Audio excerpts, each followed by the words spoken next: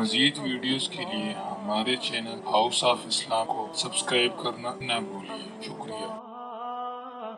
اللہ جل وعلا کی حمد و ثنا کے بعد رسول رحمت، شفیع معظم، نبی محتشم، حضور ختم المرتبت صلی اللہ علیہ وآلہ وسلم کے حضور ناز میں اپنی عقیدتوں، ارادتوں اور محبتوں کا خراج پیش کرنے کے بعد واجب الاحترام ذوی الاحتشام معزز و مکرم سامعین، حاضرین، حاضرات، ناظرین و ناظرات، السلام علیکم ورحمۃ اللہ وبرکاتہ۔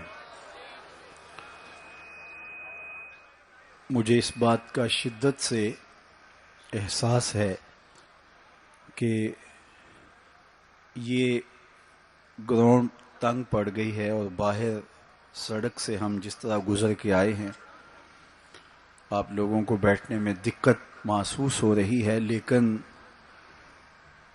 کچھ وقت کے لیے نظم و ضبط کے ساتھ اگر آپ تشریف رکھیں گے، مشکل سہنے کے باوجود ایک دوسرے کو راحت پہنچانے کی کوشش کریں گے اور اپنی توجہات کو میری جانب مبذول کریں گے تو آج کے اس اجتماع کا مقصد حاصل ہوگا۔ کہیں یہ قیمتی وقت جگہ کی تلاش میں اور بسر نہ ہو جائے، جہاں جگہ ملی ہے کھڑے ہیں، بیٹھے ہیں، آواز اگر پہنچ رہی ہے تو اپنی توجہات کو میری جانب کر لیں۔ آج کی بابرکت شب جس کے دامن میں اتنی برکتیں ہیں کہ ہم اپنے دامن ہی تنگ پاتے ہیں، اپنی جولیاں ہی چھوٹی سمجھتے ہیں اور انوار ہیں کہ اتر رہے ہیں۔ دلوں کی دنیا حضور کی محبت سے سرشار ہے، اور آج ہمیں خوشی کیوں نہ ہو۔ آج کی شب میرے اور آپ کے آقا و مولا وہاں تک پہنچے ہیں جہاں کسی کا خیال بھی نہیں پہنچ سکتا۔ کوئی فلک تے رہ یار گیا، کوئی جا سدرا تے ہار گیا، ایک کالیاں زلفاں والا سی جڑا عرش تو بھی لنگ پار گیا۔ اتنا عروج کائنات میں حضور علیہ السلام سے پہلے نہ کبھی کسی کو ملا، نہ حضور کے بعد کسی کو ملا۔ وہ بلندیاں، وہ رفعتیں، وہ وسعتیں، وہ شان و شوکت، وہ عزت، وہ عظمت، وہ رفعت ان کا مقسوم ہوا جو انہی کا ہی حصہ ہے۔ اور اللہ تعالیٰ جل شانہ نے اتنا نوازا کہ کوئی کمی باقی نہیں رہی، اور حضور کے صدقے سے اس امت کو بھی نواز دیا گیا، بخشش کا وعدہ دے کر اس امت کے لیے 50 نمازوں کا تحفہ دے کے جو بعد میں سمٹ کے 5 رہ گئیں، اور خواتین میں سورہ بقرہ عطا کر کے اس امت کے دردوں کا درماں کیا اور انہیں سکون اور قرار کی دولت نصیب فرمائی۔ کتاب رحمت قرآن مجید اس واقعہ کو بہت شان و شوکت کے ساتھ بیان کیا ہے کہ وہ ذات پاک ہے جس نے اپنے عبد خاص کو، عبد مکرم کو رات کے مختصر حصے میں مسجد حرام سے مسجد خاص تک، مسجد اقصی تک سیر کرائی تاکہ وہ اپنے عبد خاص کو، اپنے بندہ خاص کو اپنی قدرت کی نشانیاں دکھائے۔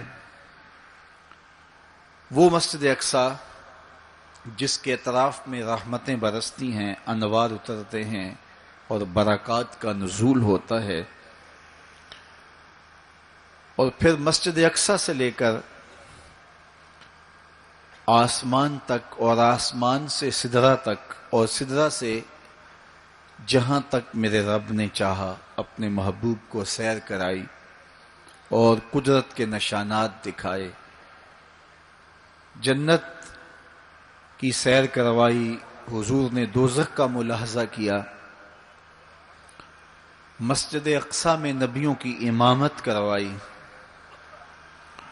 بیت المعمور میں اللہ کے محبوب کی جلوہ گری ہوئی، انبیاء علیہم السلام سے ملاقاتیں ہوئیں، اور سب سے بڑھ کر اللہ نے اپنے محبوب کو اپنا دیدار عطا فرمایا۔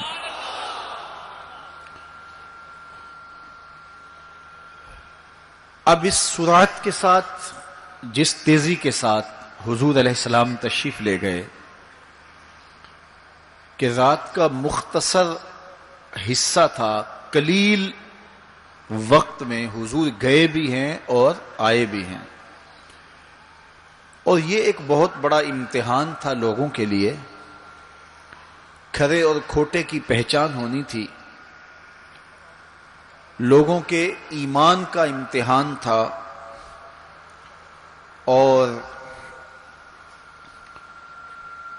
کفار نے اس پہ بہت ساری باتیں کی، اور ان کے ماننے میں یہ بھی نہیں آتا تھا کہ مسجد حرام سے مسجد اقصی تک کیسے گئے۔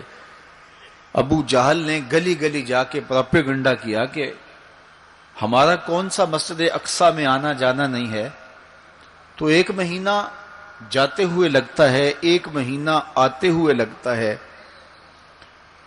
تو چھو کے بھی آنا ہو تو 2 ماہ چاہیے، اور یہ رات کے مختصر وقفے میں وہاں سے ہو کر آنے کی بات کر رہے ہیں، تو یہ کیسے ہم تسلیم کریں، یہ باتیں کیسے مان لیں؟ تو وہ مسجد حرام سے لے کے مسجد اقصی تک حضور علیہ السلام کے جانے اور آنے کو نہیں مانتے تھے، اور ماننے والوں نے کہا سر عرش بھی گئے ہیں اور واپس آئے ہیں، ہم اسے بھی مانتے ہیں۔ ابو جہل نے گلی گلی جا کے کہا، اور اس نے یہ سمجھا کہ یہ میرے ہاتھ ایک چیز آ گئی ہے جس سے میں لوگوں کو حضور سے دور کر سکوں، اور وہ پوچھتا پھرتا تھا بتاؤ یہ بات ماننے میں آتی ہے؟ اچانک حضرت ابو بکر صدیق رضی اللہ تعالیٰ عنہ سے ملاقات ہو گئی، تو کہا ابو بکر تم ہی بتاؤ، اگر کوئی کہے کہ رات کے مختصر حصے میں گیا بھی ہوں اور پلٹ کے بھی آیا ہوں تو یہ بات ماننے میں آتی ہے؟ تو فرمایا بالکل ماننے میں نہیں آتی، چھو کے بھی آنا ہو تو 2 ماہ چاہیے۔ سمجھا لوہا گرم ہو گیا، اب چوٹ پورے ٹکانے پہ بیٹھے گی، تو کہنے لگا کہ پھر جن کا کلمہ تم پڑھتے ہو انہوں نے یہ دعویٰ کیا ہے۔ تو حضرت ابو بکر صدیق فرماتے ہیں کہ وہ اس سے بھی عجیب کرے تو میں وہ بھی ماننے کو تیار ہوں، وہ تو آسمان کی خبریں دیتے ہیں، ہم وہ بھی مانتے ہیں۔ تو محبت والوں کے لیے، ایمان والوں کے لیے تو یہ قابل تعجب نہیں ہے۔ قرآن بتاتا ہے کہ حضرت سلیمان علیہ السلام نے کہا کہ مجھے تخت بلقیس چاہیے، تو ایک جن کھڑا ہو گیا، حضرت یہ خدمت میں سر انجام دیتا ہوں، کب تک لے کر آؤ گے؟ اس نے کہا دوپہر تک لے آؤں گا، مجلس برخاست ہونے سے پہلے پہلے تخت حاضر کر دوں گا۔ اور وہ کوئی ڈبیا نہیں تھی کہ جیب میں ڈال کے لے آنی ہو، وہ تخت اتنا بڑا تھا کہ 60 ہاتھ چوڑا تھا، 80 ہاتھ لمبا تھا اور کئی ہاتھ موٹا تھا، 7 کوٹھڑیوں میں مکفل تھا، پہرے دار کھڑے تھے، 1 مہینے کی مسافت پہ تھا۔ اس کو جیب میں بھی ڈال کے لانا ہو تو پھر بھی 2 ماہ چاہیے، لیکن وہ اتنا بڑا تخت، اس کو وہاں سے لانا کوئی تماشائے لبے بام تو نہیں تھا۔ لیکن جن نے کہا حضرت میں مجلس برخاست ہونے سے پہلے پہلے وہ تخت حاضر کر دیتا ہوں۔ قرآن نے ساری تفصیل سورہ النمل میں بیان کی۔ اب کتنی بڑی پیشکش تھی، لیکن حضرت سلیمان نے کہا نہیں، مجھے اس سے بھی پہلے چاہیے۔ پھر وہ اٹھا جس کے سینے میں کتاب اللہ کا علم تھا، قال الذی عندہ علم من الکتاب. مفسرین نے ان کا نام آصف بن برخیہ بتایا ہے، جو حضرت سلیمان کا صحابی تھا. اس نے کہا حضرت میں یہ سعادت اپنے ذمے لینا چاہتا ہوں، آپ کو اگر جلدی چاہیے تو میں لے آتا ہوں. تو آپ نے فرمایا وہ تو دوپہر تک کا ٹائم دے رہا، بتاؤ تم کب لاؤ گے؟ تو وہ شخص جو زبور کا عالم تھا اور حضرت سلیمان علیہ السلام کا صحابی تھا، وہ بولا انا آتی کا بہی قبل ان یرتد الیک طرفک. حضور آپ آنکھ بعد میں جھپکیں گے، تخت پہلے حاضر ہوگا. اور حضرت سلیمان نے ابھی آنکھ جھپکی نہیں تھی، تخت سامنے پڑا ہوا تھا.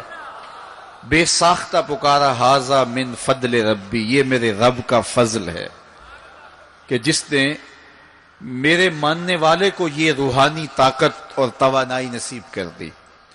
میں آپ سے کہتا ہوں کہ حضرت سلیمان کے امتی کی یہ شان ہے کہ 1 مہینے کی مسافت پر پڑا ہوا تخت آنکھ جھپکنے سے پہلے حاضر کر دیتا ہے. اور خود سلیمان مقتدی بن کے مسجد اقصی میں جس امام کے پیچھے کھڑے ہوں، اس امام کی شان کا عالم کیا ہوگا، ان کی رفعتوں کا عالم کیا ہوگا. تو یہ ایک امتحان ہے معراج، اور میرے اور آپ کے آقا و مولا کی عظمتوں کو ماننے والوں نے کہا کہ یہ بعید نہیں ہے. اللہ اپنے محبوب علیہ السلام کو جہاں چاہے جتنے وقت میں چاہے لے جا بھی سکتا ہے، اور اللہ کی دی ہوئی طاقت سے محبوب واپس پلٹ کے آ بھی سکتے ہیں. لوگوں نے یہ کہا کہ جسم اتنی سرعت کے ساتھ اگر محو سفر ہو تو تحلیل ہو جائے، تو میاں تخت سلیمان تحلیل نہیں ہوا، اور یہ حضرت سلیمان کے مقتدی کی تخت بلقیس جو ہے وہ تحلیل نہیں ہوا، اور یہ حضرت سلیمان کے مقتدی کی روحانی قوتوں کا کرشمہ ہے. تو جب ان کے مقتدی کی قوتوں کا یہ کرشمہ ہے تو ان کے امام کی طاقتوں کا عالم کیا ہوگا اور رفعتوں کا عالم کیا ہوگا. باقی یہ دعویٰ میرے رب کا ہے، سبحان الذی اسری بعبدہ، وہ ذات پاک ہے جس نے اپنے عبد خاص کو سیر کرائی. اور پھر دنیا ورطہ حیرت میں ہے کہ اتنے مختصر حصے میں، اتنے قلیل وقت میں کیسے گئے اور کیسے پلٹ کے آئے. اور میرے رب نے کہا کہ سن لو، یہ میرے محبوب کا سفر نہیں ہے، یہ میرے محبوب کی سیر ہے. سبحان الذی اسری، یہ میرے محبوب کا سفر نہیں ہے، یہ میرے محبوب کی سیر ہے. اور آپ جانتے ہیں سفر اور سیر میں فرق. سفر تیزی کے ساتھ کیا جاتا ہے. میں اب جو فاصلہ طے کر کے آیا ہوں، تو اگر میں سیر کی غرض سے یہاں آتا تو مجھے 2 گھنٹے لگتے، اور اگر میں گاڑی پہ بھی آتا تو پھر بھی مجھے کم از کم پونا گھنٹہ چاہیے تھا. لیکن میں 15-20 منٹ میں یہاں پہنچنے کی کوشش کی ہے، کیونکہ میری نگاہ میں ایک ہدف تھا کہ میں نے دیے گئے وقت کے مطابق یہاں پہنچنا ہے. وہ تو باہر بے تحاشا رش نہ ہوتا تو میں وقت سے 5 منٹ پہلے ہی پہنچ پاتا. تو میں دائیں بائیں سے بے نیاز ہو کے اپنی منزل پہ نگاہیں گاڑے ہوئے سرپٹ دوڑ رہا تھا اور یہاں تک آ پہنچا. لیکن سیر جو ہوتی ہے اس میں ہر منظر پہ رکا جاتا ہے، ٹھہرا جاتا ہے، کوئی نظارہ ہو تو اس سے لطف اندوز ہوا جاتا ہے. اب اتنی سرعت کے ساتھ گئے اور واپس پلٹ کے آئے. میرا رب کہتا ہے یہ میرے محبوب کا سفر نہیں تھا، یہ میرے محبوب کی سیر تھی. کیا سمجھو گے میرے محبوب کو؟ جس کی سیر تمہاری سمجھ میں نہیں آتی، اگر وہ سفر کرے تو پھر کیسے سمجھو گے؟ یہ تو ابھی سیر ہے اور تم ورطہ حیرت میں ہو، کیسے گئے کیسے آئے. عقل والے کہتے ہیں کہ زمین، سطح زمین سے لے کر 44 میل تک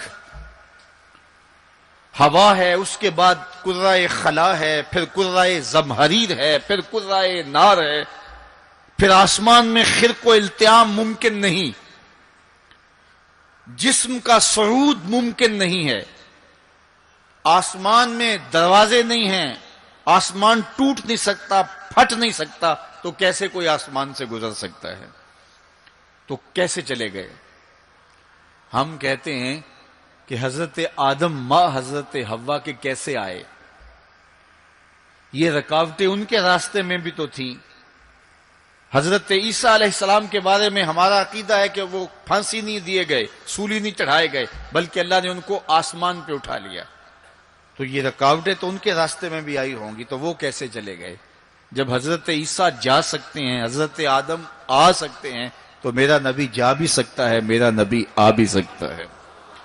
فرق یہ ہے ابھی تک جو گیا ہے پلٹ کے آیا نہیں، جو آیا ہے ابھی تک پلٹ کے گیا نہیں۔ میرے نبی گئے بھی ہیں، میرے نبی آئے بھی۔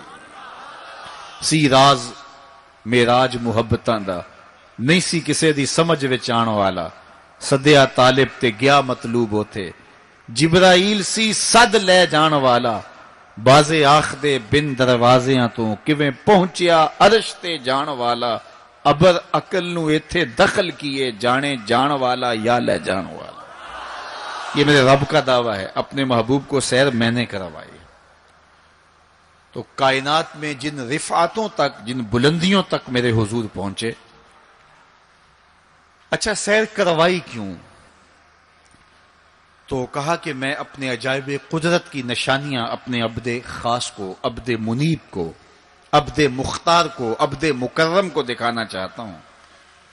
اور پھر اللہ جل شانہ نے اپنے محبوب کو اتنی نشانیاں دکھائیں جن کا تعلق دیکھنے سے بھی تھا، جن کا تعلق وجدان سے بھی تھا، محسوسات سے بھی تھا، سننے سے بھی تھا۔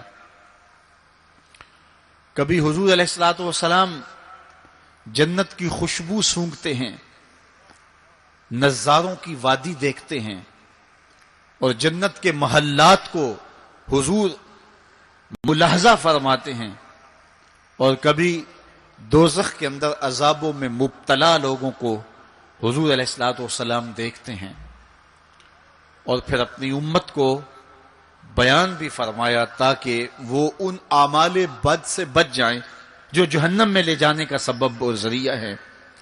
آج کی شب خاص میں میں اور آپ اپنی زندگیوں پہ غور کریں، اور حضور علیہ السلام نے وہ جو ہمیں خبریں دی ہیں ان کو دیکھیں، اور کوئی ایسی کوتاہی کہیں ہمارے اعمال میں تو نہیں ہے، اگر ہے تو اس کو اپنے سے دور کر کے ایک نئی زندگی کا آج سے آغاز کریں۔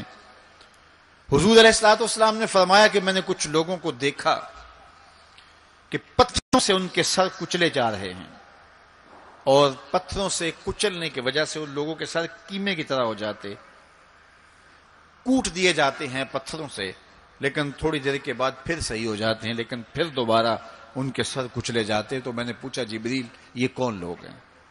تو کہا کہ یہ وہ لوگ ہیں کہ جن کے سر نماز کی وجہ سے بوجھل رہتے تھے، نماز جن کو بڑی بھاری لگتی تھی۔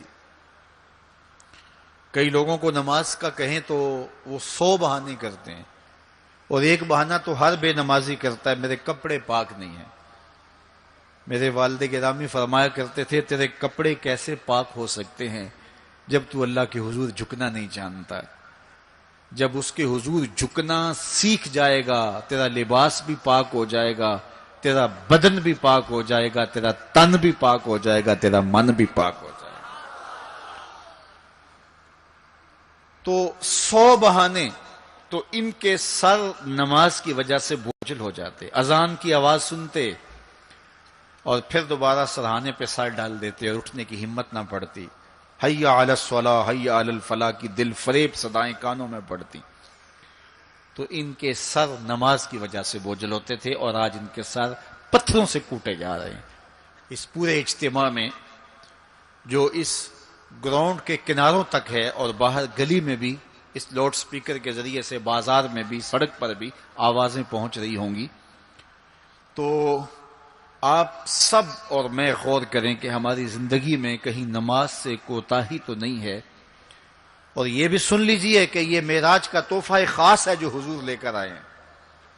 معراج کی شب جب حضور وہاں پہنچے، جب کسی کا تصور بھی نہیں پہنچ سکتا، تو اللہ نے اپنے محبوب علیہ السلام کو جو عطا کیا اس میں خواتین میں سورہ بقرہ تھی، سورہ بقرہ کی آخری آیات عطا کی گئی، امت کے ساتھ بخشش کا وعدہ کیا گیا اگر وہ شرک نہیں کرتی، اور جو سب سے اہم شے وہ یہ کہ 50 نمازوں کا تحفہ دیا گیا۔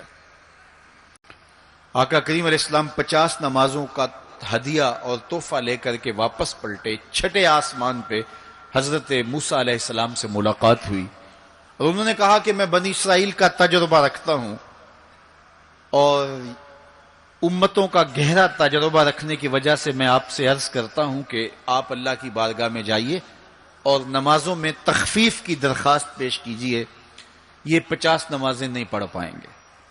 تو حضرت موسیٰ علیہ السلام کے کہنے پہ حضور دوبارہ بارگاہ عزدی میں حاضر ہوئے اور عرض کی، تو 5 نمازوں کی رخصت ہو گئی، 45 رہ گئی، تو واپس پلٹے تو حضرت موسیٰ علیہ السلام نے پھر کہا کہ یہ 45 بھی نہیں پڑھ سکیں گے، آپ اللہ کی بارگاہ میں دوبارہ تخفیف کی درخواست پیش کیجیے۔ تو حضور دوبارہ جاتے، پھر آئے، پھر انہوں نے کہا، 9 مرتبہ واپس بھیجا، اور 50 سے 5 نمازیں رہ گئیں۔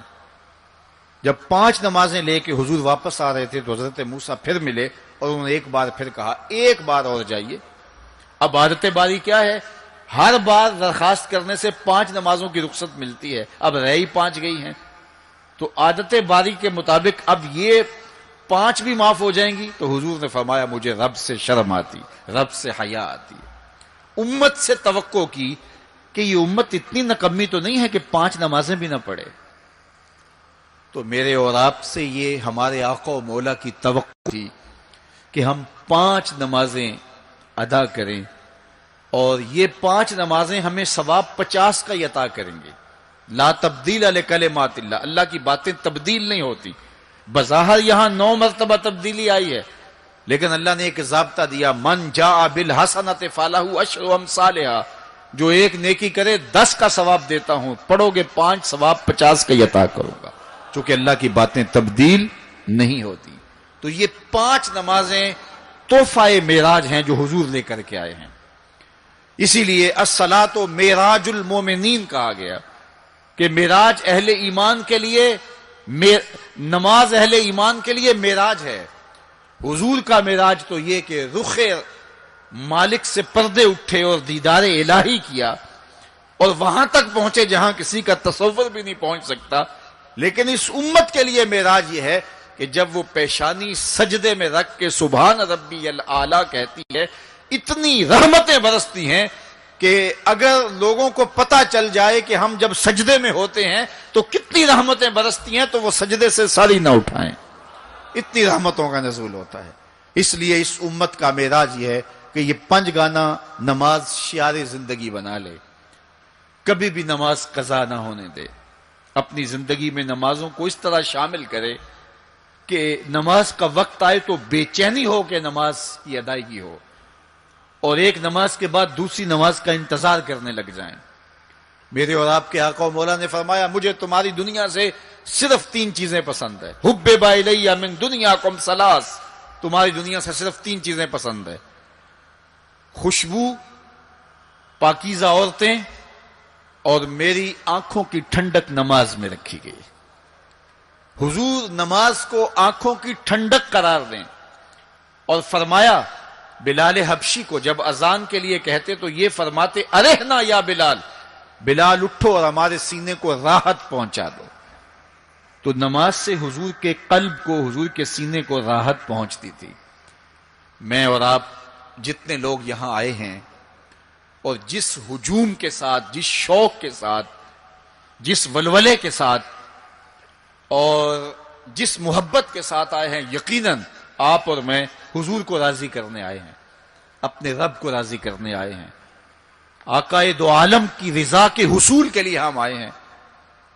تو حضور کی رضا کے طالب بن کے آج کے اس اجتماع میں آنے والوں، اگر تم چاہتے ہو کہ حضور ہم سے راضی ہو جائیں تو اگر بدقسمتی سے کوئی بے نمازی ہے تو آج عزم کر کے جائے کہ آج کے بعد نماز نہیں چھوڑوں گا، اللہ کے رسول راضی ہو جائیں گے انشاءاللہ۔ چونکہ حضور نے نماز کو اپنی آنکھوں کی ٹھنڈک قرار دیا ہے، اپنے دل کا قرار نماز کو قرار دیا۔ ارحنا یا بلال، بلال ہمیں راحت پہنچا دو اذان دے کے، تو یہ حضور کے لیے راحت کا سبب تھا۔ تو 5 گانا نماز شعار زندگی رکھیں، اور جنہیں نماز نصیب ہے وہ یہ سمجھیں کہ نماز معراج المومنین ہے، تو پھر ہمیں سجدے میں اس کی لذت کیوں نصیب نہیں ہوتی؟ تو وہ اپنے خیالات کو قابو میں کریں، اپنی نماز میں یکسو ہو جائیں۔ پڑے سجدے میں ہوں اور کھڑے دکان پہ ہوں تو پھر سجدہ سرور بخش نہیں ہوگا، پھر قیام لذت آفری نہیں ہوگا۔ تو اپنی نماز کو اس قدر یکسو کر لو کہ جب تم سجدے میں ہو، قیام میں ہو، رکوع میں ہو، تو سجدے، قیام اور رکوع کی لذت تمہیں حاصل ہو رہی ہو، تو پھر معراج کی لذتیں تمہیں نماز میں نصیب ہوں گی اور قرار نصیب ہوگا۔ تو کہا میں نے کچھ لوگوں کو دیکھا کہ ان کے سر کوٹے جا رہے ہیں، اور میں نے پوچھا یہ کون لوگ ہیں؟ تو کہا یہ وہ لوگ ہیں کہ جو نماز نہیں پڑھا کرتے تھے، جن کے سر نماز سے بوجھل رہتے تھے۔ پھر کچھ لوگوں کو دیکھا معراج کی شب، فرماتے ہیں کہ ان کے آگے اور پیچھے چیتھڑے بندھے ہوئے ہیں، اور وہ کانٹے دار جھاڑیاں تھوہر کھا رہے ہیں، کڑوی جھاڑیاں کھا رہے ہیں، اور گرم پتھر چاٹ رہے ہیں اور کھا رہے ہیں۔ تو میں نے پوچھا کہ یہ کون بد نصیب لوگ ہیں؟ تو کہا یہ وہ لوگ ہیں جو اپنے مال کا صدقہ نہیں دیا کرتے تھے۔ مال کی زکوٰۃ نہ ادا کرنے والے سخت عذاب میں مبتلا ہوں گے اور اللہ کے قہر و غضب کا شکار ہوں گے۔ اور پھر فرمایا میں نے ایسے لوگوں کو بھی دیکھا کہ جن کے سامنے انواع و اقسام کے کھانے پڑے ہوئے ہیں، ہنڈیا کے اندر اچھے تازہ اور خوشبودار ماکولات موجود ہیں، لیکن وہ ان کو نہیں لے رہے، بلکہ بدبودار سڑا ہوا گوشت کہیں پڑا ہے اور وہ اس کو اٹھا کے کھا رہے ہیں۔ تو مجھے حیرت ہوئی، تو میں نے جبریل سے پوچھا کہ یہ کون بد نصیب لوگ ہیں کہ ان کے سامنے بھنا ہوا تازہ گوشت موجود ہے، خوشبودار گوشت موجود ہے، لیکن یہ اس بدبودار اور متعفن میں ہاتھ مار رہے ہیں۔ تو کہا یہ آپ کی امت کے وہ بد نصیب لوگ ہیں کہ جن کو پاک طاہر اور پاکیزہ بیویاں میسر تھیں، لیکن اس کے باوجود وہ ناپاک عورتوں کے بستروں پہ راتیں بسر کرتے تھے۔ دور موجود کے اندر برائی اور بدی تیزی کے ساتھ پھیلتی چلی جا رہی ہے، اور جدید ذرائع ابلاغ نے، جس میں سوشل میڈیا پیش ہے، آنکھوں سے حیا تو چھین ہی لیا ہے، خیالوں کی پاکیزگی تو چھین ہی لی ہے، عصمت کے جوہر پر اتنی تیزی سے یہ آلات حملہ آور ہیں کہ اپنی نئی نسلوں کو بچانا اور ان کی حفاظت کرنا بہت ضروری ہو گیا ہے۔ میری اور آپ کی ذمہ داری ہے کہ ہم اپنی اولادوں پر گہری نظر رکھیں اور ان کی حفاظت کریں، چونکہ اگر عصمت کا جوہر محفوظ نہ رہا تو پھر پلے کچھ بھی نہیں رہا، اگر آبرو سلامت نہیں رہی تو پھر پلے کچھ بھی نہیں رہا۔ قیامت کے دن ان لوگوں کو اس صورت کے اندر لایا جائے گا کہ وہ یہ غلیظ کھانے کھا رہے ہوں گے، اور ذلت اور رسوائی کی وہ زندگی ان کو سہنا پڑے گی، اور اللہ کے قہر و غضب کا شکار ہونا پڑے گا۔ اپنی خلوت کو اور اپنی جلوت کو پاکیزہ رکھنے کی کوشش کرو، اور اللہ کی رضا اپنا مقصود زندگی بنا لو۔ وہ آنکھ جو غیر محرم کو شہوت کی نظر سے دیکھتی ہے، قیامت کے دن جہنم کی آگ سے بھر دی جائے گی۔ اپنے خیالوں کو بھی پاکیزہ کرو، اپنی سوچوں کو بھی پاکیزہ کرو، اور اپنی زندگی کی ایک ایک ساعت کو اپنے مالک کے حضور پیش کرو، اور اللہ سے توفیق مانگو خیر کی اور برکت اور رحمت کی۔ جب انسان کی نگاہ پاک نہیں رہتی تو خیال پراگندہ ہوتے ہیں، خیالات کی ناپاکیزگی اس کی عصمت کے جوہر پہ حملہ آور ہوتی ہے، اور شیطان کے لیے یہ بڑی خوشی کی بات ہے کہ کوئی نوجوان اپنی عصمت اور اپنی آبرو کو داؤ پہ لگا دے۔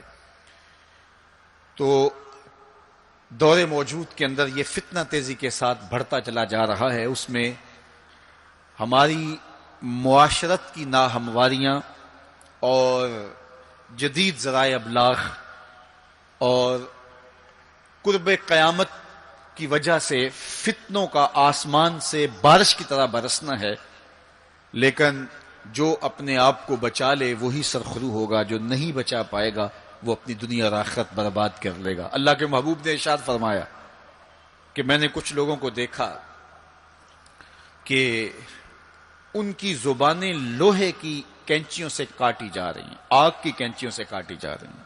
دو روایات ہیں، لوہے کی کینچیوں سے اور آگ کی کینچیوں سے۔ تو میں نے پوچھا جبریل یہ کون لوگ ہیں؟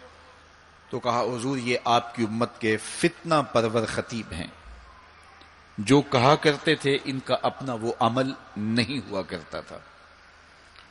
لوگوں کے اندر فتنہ اور فساد بپا کرنے والے لوگ، جن کی زبان کی تلخیاں معاشروں کے اندر تفریق پیدا کرتی ہیں، بھائی بھائی سے لڑ پڑتا ہے، میاں بیوی کے درمیان تفریق پیدا کر دیتے ہیں، نفرت کی چنگاریاں ان کی زبان اگلتی ہے، اور ان کے لہجے لوگوں کے اندر تفریق، تشدد، افتراق اور فرقہ بندیاں پیدا کرتے ہیں۔ تو ایسے لوگ قیامت کے دن ان کی زبانیں لوہے کی کینچیوں سے کاٹ دی جائیں گی، جس کی صورت اللہ کے محبوب پہلے ہی ملاحظہ فرما چکے۔ تو بدترین اس امت کے لوگ بھی علماء ہیں، اور بہترین اس امت کے لوگ بھی علماء ہیں۔ فتنہ انہی سے شروع ہوتا ہے اور انہی میں پلٹتا ہے۔ ان کے پاس بیٹھنے سے خیر ملتی ہے اگر وہ خیر کی راہوں کے مسافر ہوں، اور اگر یہ طبقہ خراب ہو جائے اور شر پہ اتر آ جائے، شر پہ اتر آئے، تو پھر سب سے زیادہ شر بھی انہی کے دامن سے پھوٹتی ہے۔ ان کی زبان جب زہر اگلنے لگے اور ان کے لفظ شعلے بن جائیں تو معاشرے بسم ہو کے رہ جاتے ہیں اور معاشرے جل کے خاشاک ہو جاتے ہیں۔ اس لیے خاص طور پہ اس طبقے کو اپنا ہمیشہ محاسبہ کرنے کی ضرورت ہے کہ ہمارے عمل سے، ہمارے رویے سے، طرز زندگی سے، ہماری گفتگو سے، ہمارے کسی لہجے سے کسی کے لیے تفریق، تشدد، افتراق اور لڑائی پیدا نہ ہو۔ تو یہ بات بہت ہی اہم ہے جو اللہ کے محبوب علیہ الصلوۃ والسلام نے بیان فرمائی۔ اللہ کے محبوب علیہ السلام فرماتے ہیں میں نے ایک منظر دیکھا کہ ایک سوراخ ہے، اس سے ایک بیل نکلتا ہے، نکلنے کے بعد دوبارہ گھسنے کی کوشش کرتا ہے لیکن گھس نہیں پاتا۔ تو میں نے جبریل سے پوچھا کہ یہ کیا ماجرا ہے؟ تو جبریل نے کہا کہ حضور یہ ان لوگوں کی مثال بیان کی ہے جو زبان سے بڑا بول نکال دیتے ہیں اور پھر دوبارہ اس کو لینا چاہتے ہیں تو پھر وہ واپسی نہیں ہو سکتی۔ بعض اوقات آپ کوئی ایسی بات کر دیتے ہیں جس سے فتنہ پھیلنا شروع ہو جاتا ہے، جس سے شر پھیلنا شروع ہو جاتی ہے، جس سے معاشرے کے اندر تشدد اور افتراق پیدا ہونا شروع ہو جاتا ہے، جس سے لوگ آپس میں الجھ پڑتے ہیں۔ تو آپ آرام سے زبان سے کوئی جملہ نکال دیتے ہیں لیکن بعد میں اس کو واپس لینا چاہیں لیکن وہ شر پھیل چکی ہوتی ہے۔ تو اسی لیے ہمارے بزرگوں نے ہمیں یہ کہا ہے کہ بولنے سے پہلے 100 مرتبہ بات کو تول لو، غور کر لو، فکر کر لو۔ کمان سے تیر نہ نکلا ہو، آپ کے پاس اختیار ہوتا ہے کہ جب چاہو اس کو پھینک لو، لیکن جب آپ کمان سے تیر چھوڑ چکے ہوں تو پھر آپ کا اختیار ختم ہو جاتا ہے۔ پھر وہ زخمی کرے، کسی کی موت کا سبب بنے، یا وہ تیر ضائع چلا جائے، پھر تمہارا اختیار نہیں ہوتا۔ تو بولنے سے قبل ضرور سوچو کہ میری زبان سے نکلا ہوا کوئی جملہ اس معاشرے پر کیا اثر پیدا کرے گا، اور جب زبان سے جملہ نکل گیا تو پھر آپ کے اختیار میں نہیں ہے۔ تو یہ بہت ضروری ہے۔ اس وقت ہر بندہ جو زبان میں آئے بول دیتا ہے، ہر بندے کو اس وقت بولنے کی جو لت ہے، اور آج کل تو وہ سوشل میڈیا کے اوپر جو من میں آیا تنہائی میں وہ لکھ دیا، اور لکھ کے معاشرے کے اندر لوگوں کے اندر وہ چیز وائرل کر دی، جس طرح کی تصویر چاہا ڈال دی، لیکن پھر بعد میں وہ آپ کے اختیار میں چیز نہیں رہتی ہے۔ بلکہ اب تو اتنے بخصیص اور اتنے نیچ فطرت کے لوگ بھی سوشل میڈیا پہ بیٹھے ہوئے ہیں. کسی زمانے کے اندر جو گندے مزاج کے لوگ ہوتے تھے وہ واش روم کے اندر بیٹھ کر کے چھپ کے اپنے خب سے باطن کا اظہار کرتے تھے اور واش روم کی دیواروں کے اوپر جو ان کے من میں غلاظت ہوتی وہ لکھ دیا کرتے تھے. پبلک واش رومز کے اندر ایسے مناظر آپ نے بھی دیکھے ہوں گے کہ انسانیت کا سر شرم سے جھک جاتا ہے. ایسے چھوٹی سوچ کے لوگ وہاں بیٹھ کر کے جو ہے وہ لکھ دیا کرتے تھے. اب وہی لوگ، ان کو ایک سوشل میڈیا کا پلیٹ فارم مل گیا ہے اور وہ یہاں اپنے بند کمرے میں جو چاہیں لکھ کے اس کے اوپر ڈال دیں، اور اس کی شر اور اس کا فساد اور اس کی غلاظت، اس کی گندگی کے چھینٹے کہاں کہاں تک پہنچتے ہیں ان کو اس سے غرض نہیں ہوتی. تو ایک ایک حرف جو زبان سے نکلتا ہے، تمہارے قلم سے نکلا ہوا ایک ایک جملہ، اس کا حساب ہونا ہے قیامت کے دن. ایک ایک چیز کے بارے میں پوچھا جائے گا.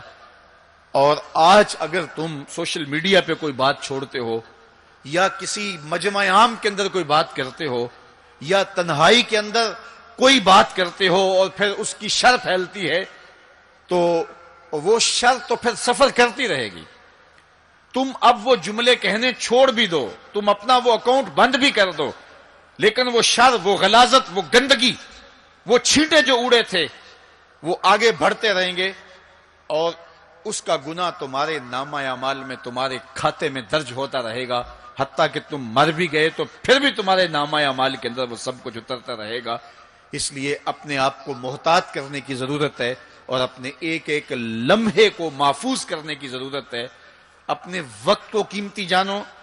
اپنی زبان کو کھولنے سے قبل 100 بار سوچو کہ جو میں لفظ کہہ رہا ہوں وہ کیا مجھے کہنا چاہیے یا نہیں.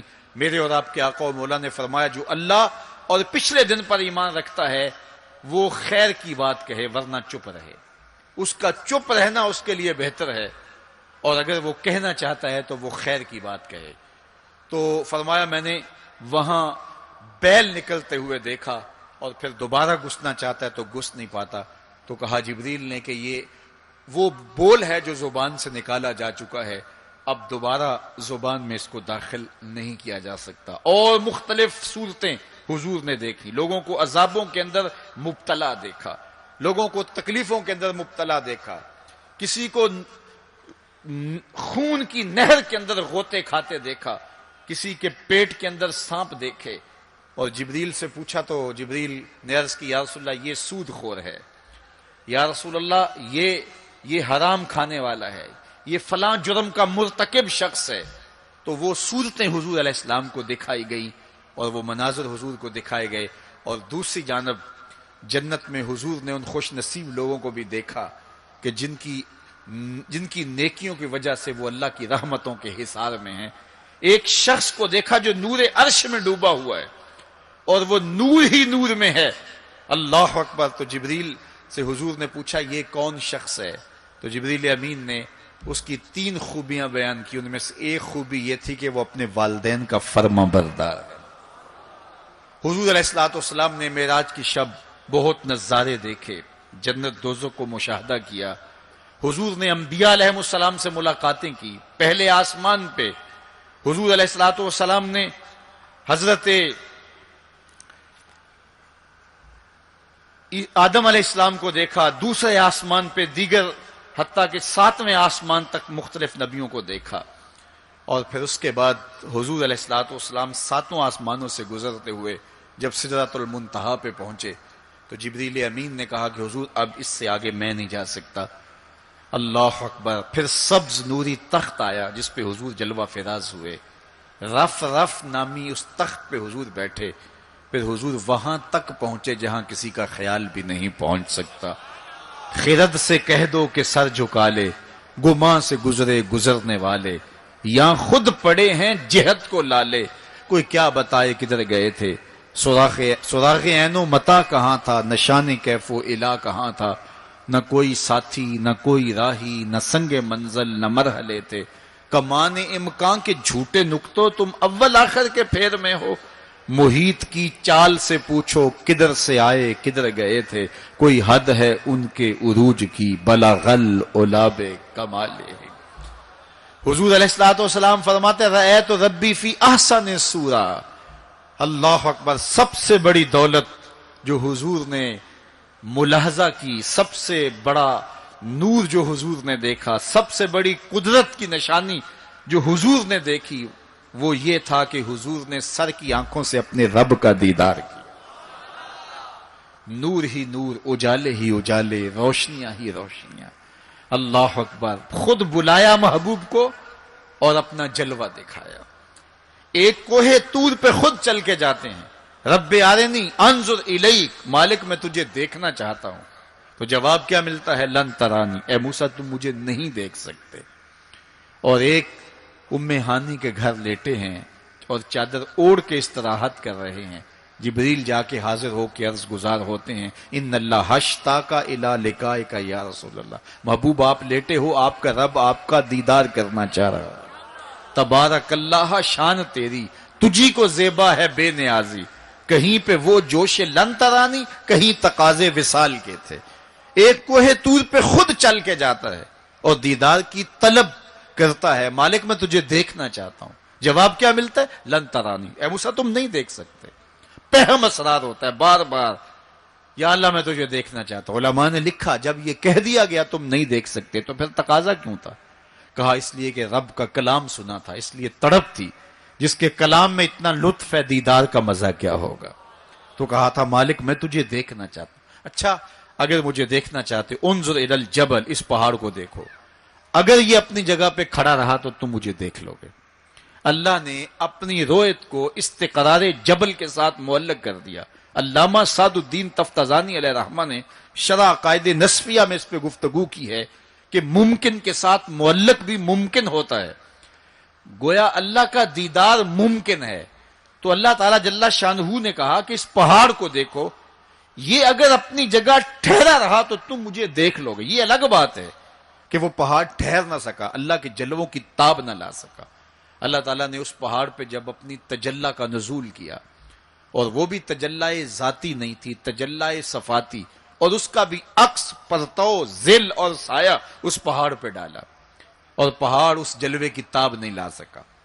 طور جلنے لگا. خر موسیٰ سائے کا قرآن بتاتا ہے. حضرت موسیٰ علیہ السلام بھی بے ہوشی کی کیفیت میں زمین پر تشریف فرما ہو گئے. اللہ اکبر. اس کے بعد جب ہوش میں آئے تو حضرت موسیٰ اللہ کی بارگاہ میں عرض گزار ہے، مالک میں تیرے حضور توبہ کرتا ہوں، میں نے تقاضا ہی کیوں کیا. اللہ اکبر. جلووں کی تاب نہیں لا سکے، اور وہ تجلی ذاتی بھی نہیں تھی، تجلی صفاتی تھی، اور وہ بھی تجلی صفاتی کا عکس تھا، سایہ تھا، اور وہ بھی پہاڑ پہ پڑا. پہاڑ سے منعکس ہو کے حضرت موسیٰ علیہ السلام پہ آیا، لیکن تاب نہیں لا سکے. لیکن اللہ کے دیدار کا سرما تو آنکھوں میں لگ گیا تھا، ایک جھلک تو پڑی تھی. امام حلبی نے لکھا ہے کہ اس کے بعد حضرت موسیٰ کی نگاہوں کا عالم یہ تھا کہ کالی رات کے اندھیرے میں کالے پتھر پر کالے رنگ کی چیونٹی کو 9 فراسخ دور سے، ایک فرسخ 3 میل کا ہوتا ہے، 27 میل دور سے، تقریباً 50 کلومیٹر دور سے کالے رنگ کی چیونٹی کو کالے پتھر پر کالی رات کے اندھیرے میں چلتا ہوا دیکھ بھی لیتے تھے، اس کے قدموں کی آہٹ کو سن بھی لیتے تھے. یہ اللہ کا کلام سننے کی وجہ سے کانوں میں یہ سماعت آ گئی، اور اللہ کا دیدار کرنے کی وجہ سے آنکھوں میں یہ توانائی آ گئی کہ 50 کلومیٹر دور کالی رات کے اندھیرے میں شب دیجور کی ظلمتوں میں کالے رنگ کی چیونٹی کو چلتا ہوا دیکھتے بھی، اس کے قدموں کی سرسراہٹ کو سنتے بھی.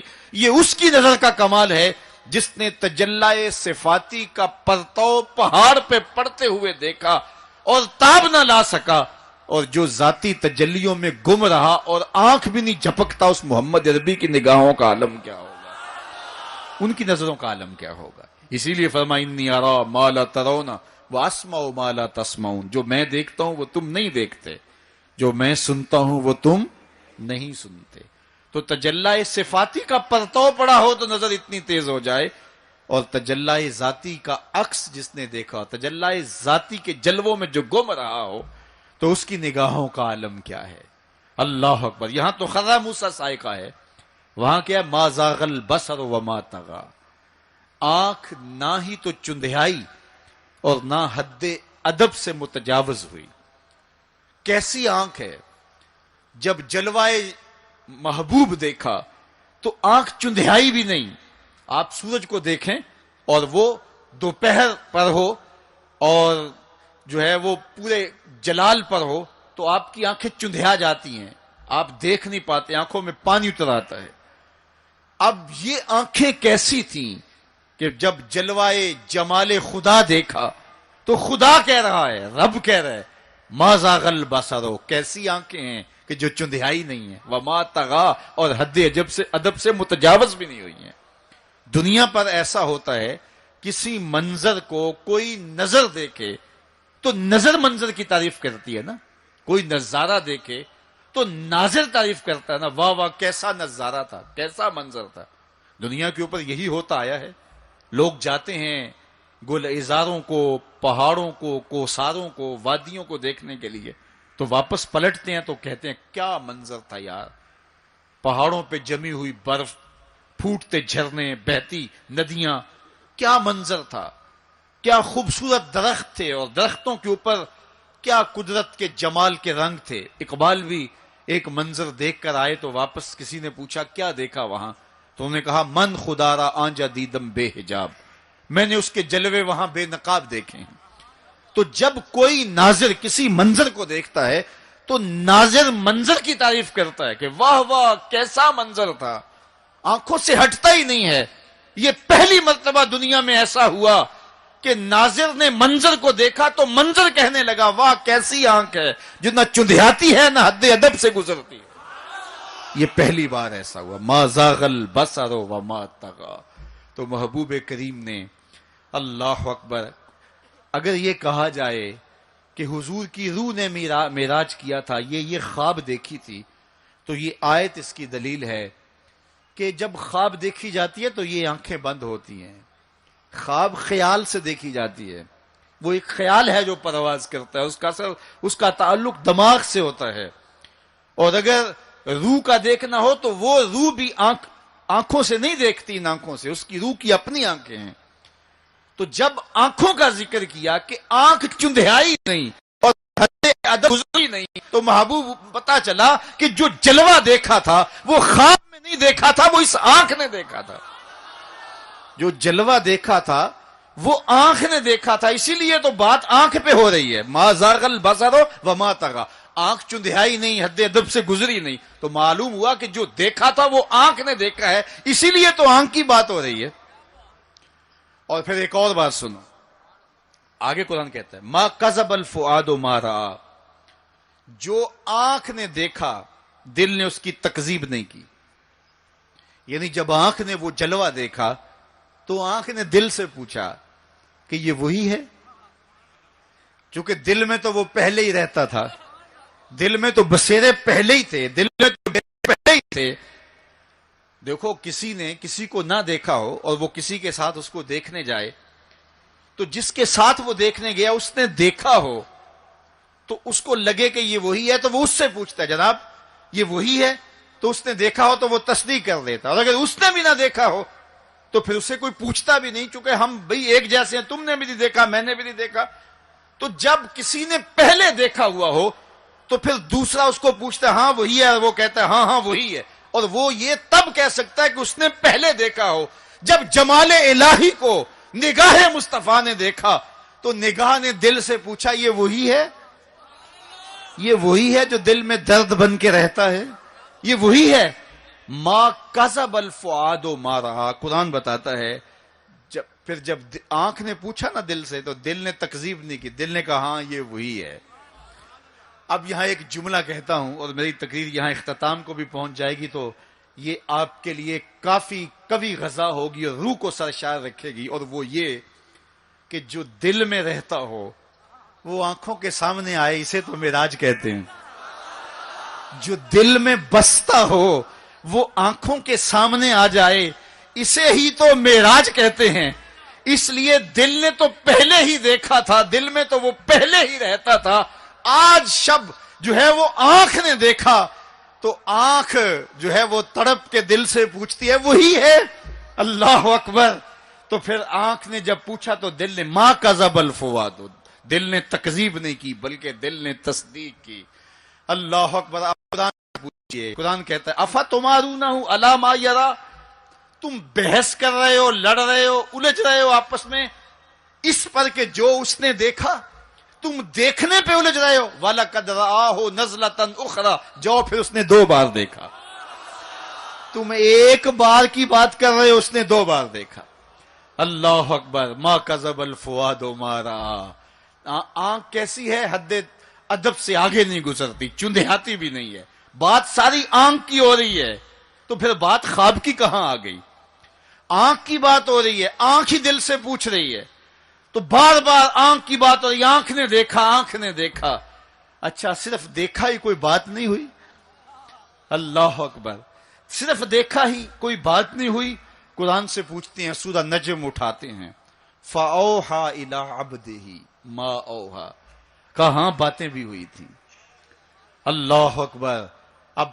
اب ساری توجہ ادھر ہوگی. کیا بات ہوئی؟ اعلامیہ کیا جاری ہوا؟ یہ مرکزی نقطہ ہے نا. ملاقات ہوئی ہے، اب کان کھڑے ہو گئے. پھر کوئی بات بھی ہوئی؟ جواب آیا ہاں ہوئی. فَأَوْحَى، ہاں بات ہوئی. فَأَوْحَى إِلَىٰ عَبْدِهِ، اس نے اپنے بندے سے کوئی بات کی. اب سماعتیں رک گئیں، سانسیں بھی رک گئیں. اب سنیں تو صحیح کیا بات ہوئی. اب سنو کیا بات ہوئی. اور اس بات پہ بات ہی ختم ہے. کیا لفظ ہیں اور کیا قرآن کا اسلوب ہے. قرآن تو واقعی اللہ کا کلام ہے. پھر ذرا سنیے ذرا کیا منظر ہے، لطف کیا ہے کہ ملاقات ہوئی.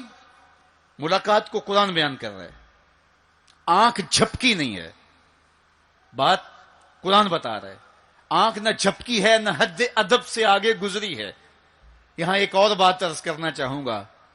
حد ادب سے آگے نہیں گزری، حد ادب سے متجاوز نہیں ہوئی. تو یہ جملہ بتاتا ہے یہ جبریل سے ملاقات کی بات نہیں بتائی جا رہی، یہ رب سے ملاقات کی بات بتائی جا رہی ہے. یہ حد ادب کی جو بات ہے اس بات کو سمجھیں.